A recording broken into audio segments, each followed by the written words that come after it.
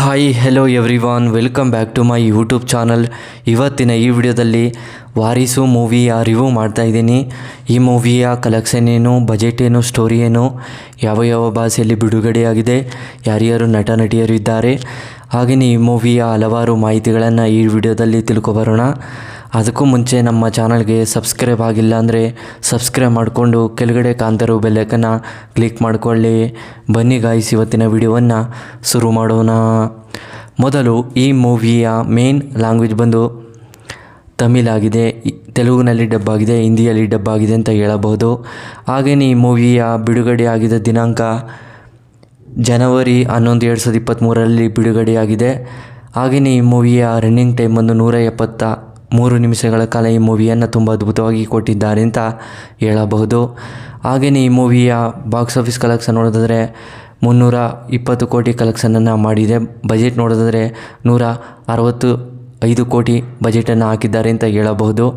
ಹಾಗೆಯೇ ಈ ಮೂವಿಯ director by Vamshi ಪಿಲೈ.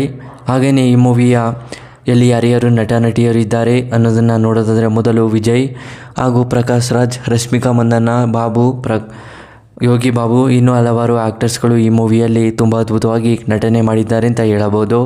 ಹಾಗೆಯೇ ಆಡಿಯನ್ಸ್ಗಳು ಕೂಡ ಸಿಕ್ಕಾಪಟ್ಟೆ ಇಷ್ಟಪಡುವಂಥ ಸಿನಿಮಾವಾಗಿದೆ ಅಂತ ಹೇಳಬಹುದು. ಹಾಗೆಯೇ ಈ ಮೂವಿಗೆ ಹಲವಾರು ಕಡೆಯಿಂದ ರೆಸ್ಪಾನ್ಸ್ ಸಿಕ್ಕಿರುವಂಥ ಸಿನಿಮಾವಾಗಿದೆ. ಇದೊಂದು ಫ್ಯಾಮಿಲಿ ಫಿಲ್ಮ್ ಅಂತಲೂ ಕೂಡ ಹೇಳಬಹುದು, ಫ್ಯಾಮಿಲಿ ಎಂಟರ್ಟೈನ್ಮೆಂಟ್ ಸಿನಿಮಾ ಅಂತಲೂ ಕೂಡ ಹೇಳಬಹುದು. ಹಾಗೆಯೇ ಲವ್ ಸ್ಟೋರಿ ಕೂಡ ಇದೆ ಈ ಮೂವಿಯಲ್ಲಿ. ರಶ್ಮಿಕಾ ಮಂದಣ್ಣ ಅವರು ಹೀರೋಯಿನ್ ಕ್ಯಾರೆಕ್ಟರ್ನ ಪ್ಲೇ ಮಾಡಿದ್ದು ತುಂಬ ಅದ್ಭುತವಾಗಿ ನಟನೆ ಮಾಡಿದ್ದಾರೆ ಅಂತ ಹೇಳಬಹುದು.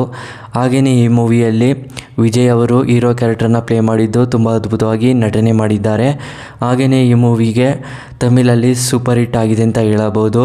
ಹಾಗೆಯೇ ಸರ್ಚಿಂಗ್, ಆಲ್ ಟೈಮ್ ಸರ್ಚಿಂಗ್ ಇರೋ ಮೂವಿ ಅಂತಲೂ ಕೂಡ ಹೇಳಬಹುದು.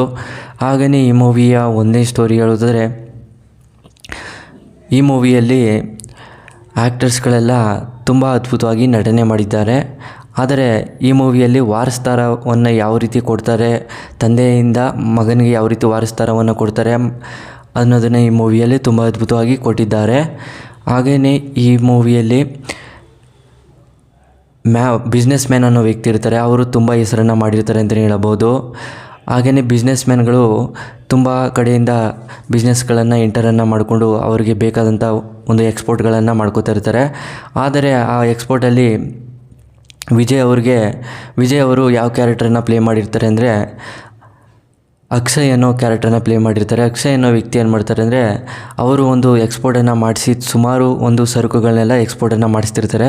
ಆದರೆ ಬೇರೆ ವ್ಯಕ್ತಿಗಳು ಆ ಟೆಂಡರನ್ನು ಇಟ್ಕೋಬೇಕು ಅಂತ, ಅಕ್ಷಯ್ ಟೆಂಡರನ್ನು ಇಟ್ಕೋಬೇಕು ಅಂತ ತುಂಬ ಜನ ಪ್ರಯತ್ನವನ್ನು ಪಡ್ತಾರೆ.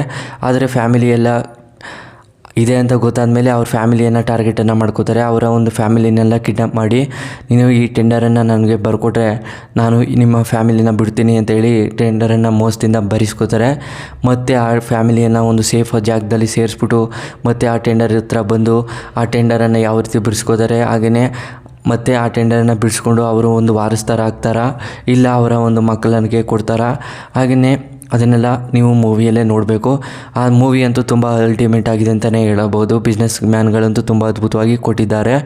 ಹಾಗೆಯೇ ಈ ಮೂವಿಗೆ ಹಲವಾರು ಕಡೆಯಿಂದ ರೆಸ್ಪಾನ್ಸ್ ಕೂಡ ಸಿಕ್ಕಿದೆ ಅಂತ ಹೇಳಬಹುದು. ಹಾಗೆಯೇ ಈ ಸ್ಟೋರಿನೂ ಕೂಡ ಎಂಡ್ ಆಗುತ್ತೆ. ಸ್ಟೋರಿಗೂ ನಿಮಗೆ ಇಷ್ಟವಾದರೆ ಶೇರ್ ಮಾಡಿ, ಲೈಕ್ ಮಾಡಿ. Thanks for watching.